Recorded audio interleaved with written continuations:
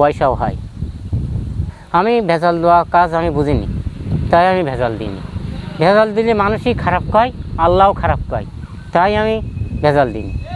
বন্ধুরা, এখন আষাঢ় মাস, মূলত এই সময় এবং 1 মাস আগে থেকেই কিন্তু তালের রসের বেশ একটা মানুষের যে খাওয়ার চাহিদা থাকে, এই আগ্রহটা চলে আসে। তো আজ এসেছি আমি সাতক্ষীরা কলারো উপজেলার ছলিমপুর এলাকায়। আব্দুল হাই চাচার তালের রসের নাম শুনলেই জিভে জল চলে আসে। তো আজ আমি এসেছি সেই তালের রস খেতে। তবে আপনাদেরকে বলে রাখি, ভেজালমুক্ত তালের রস স্বাস্থ্যের জন্য অনেক ভালো। তো আমি আজকে এই আব্দুল হাই চাচার মুখ থেকেই শুনবো যে তিনি কতদিন যাবতে তালের রস সংগ্রহ করেন এবং আসলে তার জীবিকা নির্বাহটা এরপরে কেমন হয়। প্রথম গাছ বানাতে গেলে খুব কষ্ট করতে হয়। প্রথম